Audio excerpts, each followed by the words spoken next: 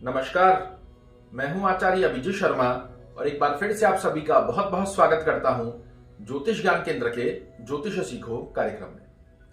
मित्रों, आज इस वीडियो में हम बात करने जा रहे हैं ग्रह मैत्री के बारे में। ग्रह मैत्री को समझना आपके लिए बहुत आवश्यक है, क्योंकि जब भी आप किसी की कुंडली देखते हैं या आप अपनी ही कुंडली देखते हैं, लग्न के अनुसार आपको पता होना चाहिए कौन से ग्रह किस लग्न की कुंडली में फेवरेबल ग्रह बने हुए हैं, कौन से ग्रह किस लग्न की कुंडली में नॉन फेवरेबल कंडीशन के अंदर बने हुए हैं। इस बात को समझने के लिए आज जो मैंने आपको चार्ट बनाकर दिया है, ये ग्रह मैत्री का चार्ट है और इसे आपको समझना बहुत ही आवश्यक होता है। फिर आपको प्रेडिक्शन करने में बड़ी आसानी हो जाती है यदि आप ग्रह मैत्री को अच्छे से समझ लेते हैं। आप में से कुछ लोग यदि ज्योतिष के अंदर रुचि रखते हैं, पहले कहीं पढ़ा है, तो आपने देखा होगा जब भी गुरुजन ग्रह मैत्री का चैप्टर पढ़ाते हैं, बहुत ज्यादा कंफ्यूजन स्टूडेंट्स के साथ देखने को मिलता है।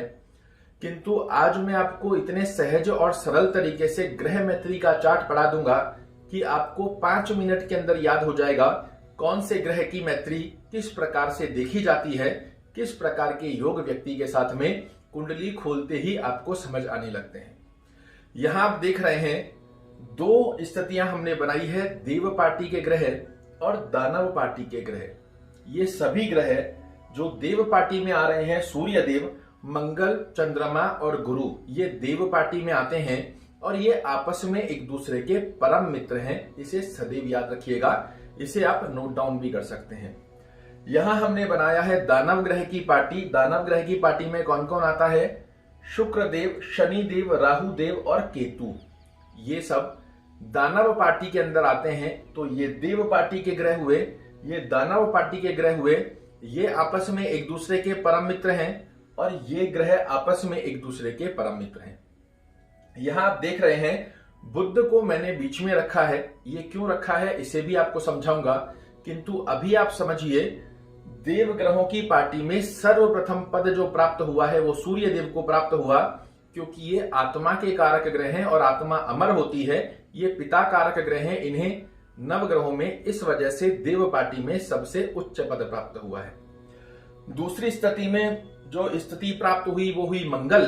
तो मंगल देव को इसलिए द्वितीय पद प्राप्त हुआ कि आत्मा प्रवेश कहां करती है? तो शरीर में।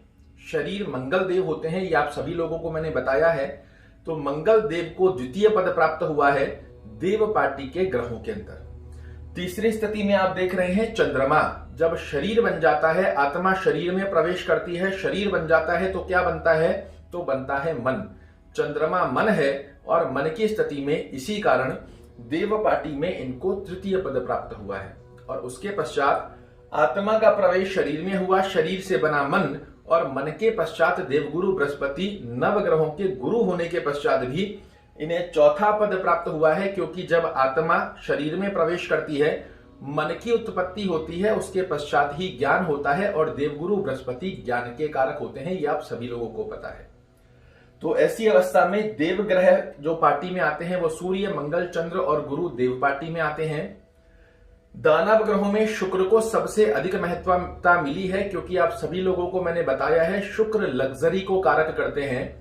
भूमि, भवन, वाहन, गाड़ी, घोड़ा, जमीन, जायदाद, जितने भी भौतिक सुख हमारे जीवन में बने हुए हैं, ये सभी शुक्र के कारकत्व में आते हैं और यही कलह का कारण बनते हैं। आप सभी लोगों को पता है आज के समय में सबसे ज्यादा कलह की स्थिति बनती है।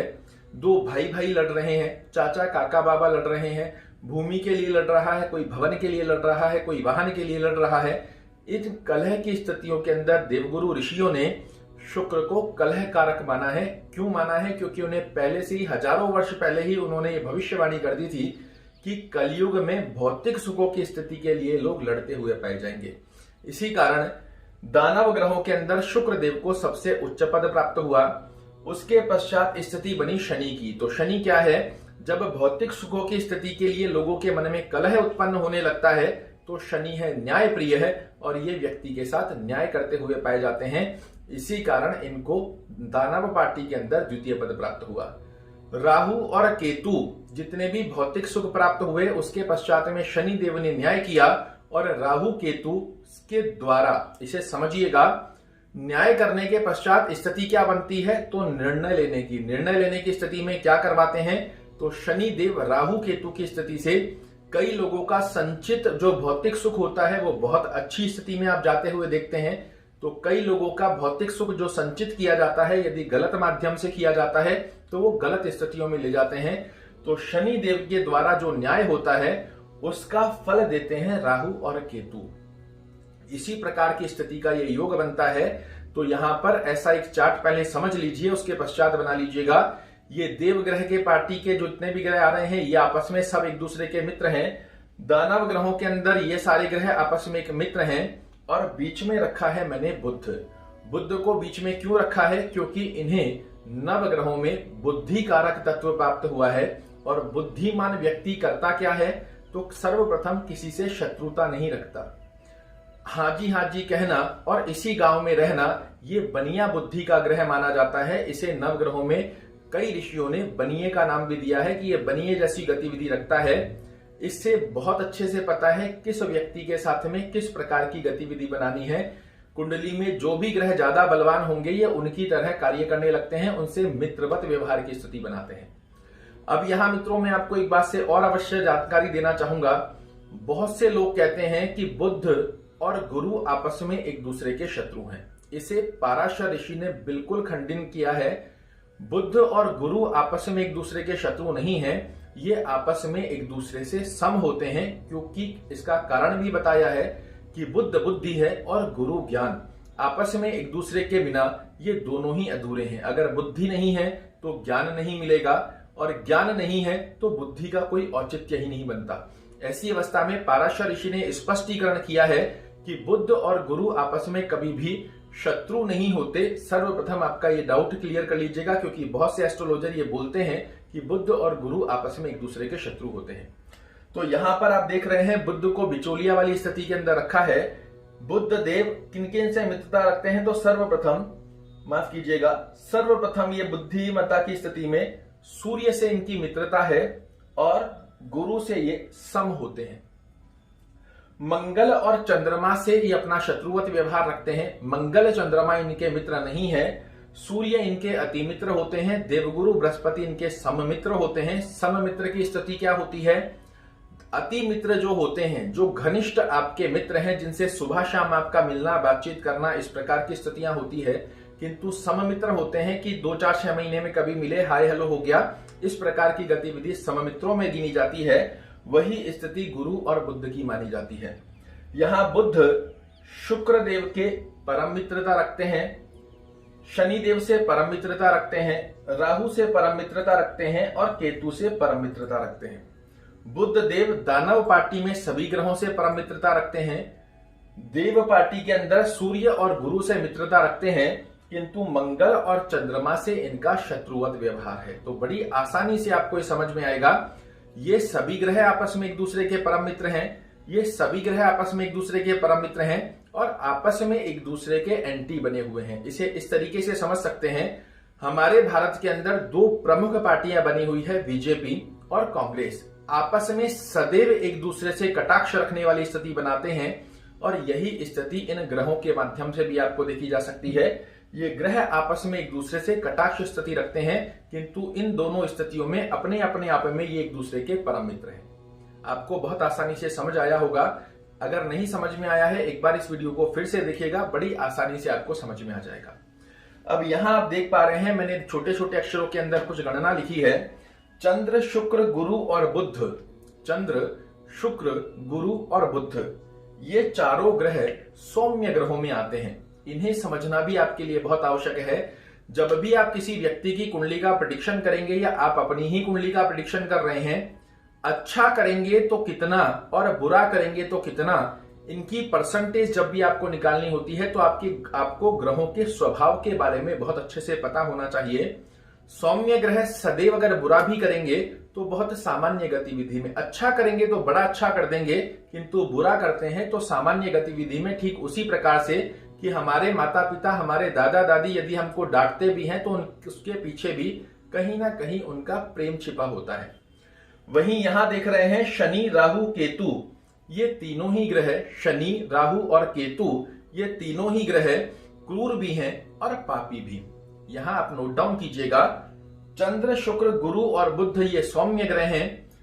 शनि, राहु और केतु ये क्रूर भी हैं और पापी भी हैं। अगर किसी को बुरा करने पर आ जाए तो उसकी हालत खराब कर देते हैं, उसे छोड़ते नहीं हैं, और अच्छा करने पर आ जाए तो बड़ा ही अच्छा लाभ देते हैं। तो वहीं दूसरी तरफ यहां नीचे लिखा है मैंने, सूर्य और मंगल। सूर्य और मंगल क्रूर हैं किंतु पापी नहीं है। बहुत से लोग इन्हें पापी ग्रह की संज्ञा भी देते हैं, किंतु ऐसा नहीं है। शनि, राहु और केतु ये क्रूर भी हैं और पापी भी हैं। इसे नोट डाउन भी करते जाइएगा, किंतु सूर्य और मंगल क्रूर हैं, पापी नहीं है। इसे समझना बहुत आवश्यक है। क्यों समझना आवश्यक है? एक क्रूर भी व्यक्ति हो और पापी भी हो, उस व्यक्ति के लिए आप चाहे जितना कुछ कर लो, वो आपको कभी भी नहीं बख्शेगा। ठीक सांप की तरह आप उसे कितना ही दूध पिला लो, जब मौका मिला वो आपको फन मार सकता है। किंतु क्रूर व्यक्ति आपके ऊपर क्रोध कर सकता है, किंतु उसके मन में किसी प्रकार की गलत भावना आपको लेकर नहीं आती।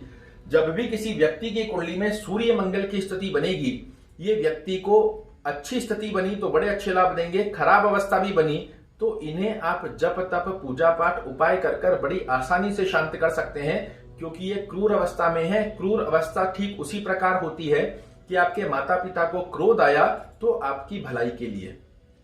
आप अगर कुछ गलत गतिविधि बना रहे हैं तो आपको डांट भी देंगे, छोटा मोटा मार भी देंगे, किंतु मन में सिर्फ एक उपदेश रहेगा, और वो रहेगा कि आपने जो गलती की है वो दोबारा ना करो।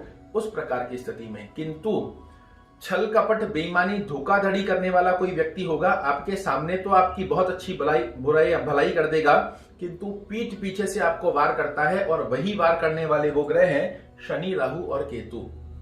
अगर किसी के पीछे पड़ जाए तो आसमान से जमीन पर लाकर उसको छोड़ देते हैं। यही फर्क होता है क्रूर और पापी के अंदर, जो 90% एस्ट्रोलॉजर सूर्य मंगल को भी पापी ग्रहों की संज्ञा में लेते हैं। पापी ग्रह ये नहीं होते हैं, इसे नोट डाउन कीजिएगा। आशा करता हूं आज आपको इतने सहज और सरल तरीके से मैंने आपको ग्रह मैत्री पढ़ाई है, ये आपको समझ में अवश्य आई होगी। इसी प्रकार संलग्नता से मेरे साथ बने रहिए। बहुत शीघ्रता से आपको ऐसे ऐसे सूत्र देखने को मिलेंगे जो आपके मार्गदर्शन के लिए, स्वयं का तो मार्गदर्शन होगा ही होगा, आपके द्वारा अन्य लोगों को सही मार्गदर्शन की स्थितियां भी अवश्य प्राप्त होगी। जाते जाते आपसे एक निवेदन करूंगा, 10 मिनट सुबह 10 मिनट शाम को जो भी आप पढ़ रहे हैं इसका अध्ययन करें। बड़ी ही शीघ्रता से आपकी स्थितियां पूर्णतया आपके पक्ष में दिखाई देगी। कल फिर से एक बार आपके सामने प्रस्तुत होऊंगा। तब तक के लिए नमस्कार।